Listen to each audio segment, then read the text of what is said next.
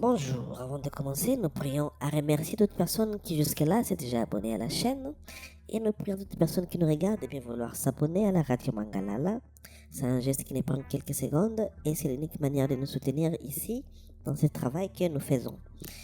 Eh bien, dans les paysages politiques congolais, marqués par une crise sécuritaire persistante à l'est du pays, une instabilité socio-économique chronique et des tensions croissantes autour de la Constitution, les mouvements Sauvons le Congo, rebaptisés plus formellement Sauvons la RDC, incarnent une nouvelle offensive de l'opposition radicale liée à l'ancien président Joseph Kabila. Lancé en octobre 2025 à Nairobi, ce collectif a tenu son deuxième conclave d'ici au 8 avril 2026 dans la plus grande discrétion.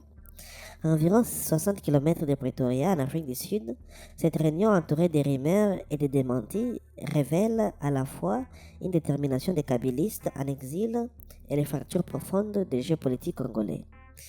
Le slogan Sauvons le Congo n'est pas neuf, il renvoie à une initiative ancienne portée dans les années 2000 par le pasteur Fernando Coutinho, figure évangélique persécutée sous le régime Kabila, qui en avait fait un cri de ralliement contre la corruption et pour la souveraineté nationale. Des observateurs ont d'ailleurs dénoncé un plagiat lorsque l'ancien chef d'État l'a repris. En octobre 2025, lors d'un conclave de 2 jours à Nairobi, Joseph Kabila a réuni une quinzaine de caciques de l'opposition en exil, des alliés historiques du Front commun pour le Congo. La plateforme Sauvons la RDC voit le jour, présentée comme un mouvement pacifique visant à restaurer la dignité nationale, à mettre fin à la tyrannie et à favoriser la réconciliation. Parmi les figures clés, Augustin Matata Mbonyo, Frank Diongo ou encore Raymond Chibanda. Le mouvement se veut une alternative au pouvoir de Félix Tshisekedi, accusé de dérives autoritaires, de répression et de mauvaise gestion des conflits à l'Est. Dès sa création, la plateforme suscite des controverses. Le porte-parole du gouvernement, Patrick Muyaya, la qualifie ironiquement de Sauvons les Rwanda, accusant ses animateurs de taire les exactions du M23 et protéger les intérêts rwandais. Les opposants, eux, récusent tout lien avec les groupes armés et dénoncent une instrumentalisation de la justice par Kinshasa. Le 6 au 8 avril 2026, les fondateurs se retrouvent une nouvelle fois, cette fois en Afrique du Sud. Les lieux exacts, une banlieue située à 60 km de Pretoria, reste tenue secret pour des raisons de sécurité, notamment après des attaques signalées contre la résidence de Kabila à Goma.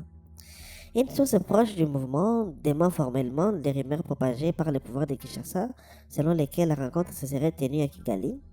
Personne n'a été à Kigali. Nous avons pris au sérieux les menaces de mort qui pèsent sur Joseph Kabila. Ce choix de l'Afrique du Sud n'est pas anodin.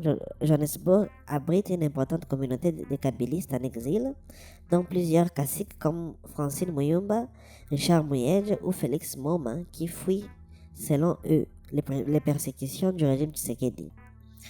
Pretoria a longtemps servi de refuge discret et de terre de médiation régionale, rappelant le rôle historique de l'Afrique du Sud dans les accords de Sun City en 2002.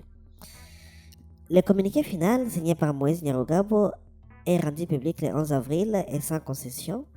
Il adresse un tableau sombre de la gouvernance actuelle, dérives dictatoriales assumées, répression systématique et brutale, musulmans des dissidents, dégradation sécuritaire et socio-économique avec des dénonciations des attaques des FARDC contre la population civile du Nord et du Sud Kivu, opacité de certains accords internationaux miniers, sanitaires ou encore l'accueil des potentiels migrants refoulés des États-Unis. Opposition farouche à toute révision constitutionnelle, les participants s'engagent à faire échec à toute initiative en ce sens, invoquant l'article 64 de la Constitution qui fait des citoyens des garants de son respect. Il y voit une manœuvre pour prolonger le mandat de Félix Tshisekedi. Le temps est martial, mais le mouvement se présente toujours comme pacifique et constitutionnel. Ce deuxième conclave intervient dans un climat explosif. La RDC fait face à une guerre à l'Est contre le M23, des négociations de paix en cours et des débats sur une possible révision constitutionnelle. Kabila condamné à mort par contumace pour collision présumée avec les rebelles a fait de ce retour discret une manière de réaffirmer son influence sans rentrer sur le territoire national. L'Afrique du Sud, pays hôte, reste un acteur clé de la région via la SADC. Sa neutralité apparente permet à l'opposition kabyliste de se réunir sans risque immédiat ou représailles. Cependant, le gouvernement congolais voit dans cette plateforme une menace extérieure financée et instrumentalisée depuis l'étranger. Pour les observateurs, Savoir le Congo marque le retour en force d'une opposition structurée autour de l'héritage kabyliste. Elle capitalise sur le mécontentement populaire face à la crise humanitaire et la corruption et à l'insécurité. Mais elle doit surmonter plusieurs défis. Son image d'exil, les accusations des liens avec le Rwanda et la division de l'opposition, leaders comme Martin Fayulu restent distants.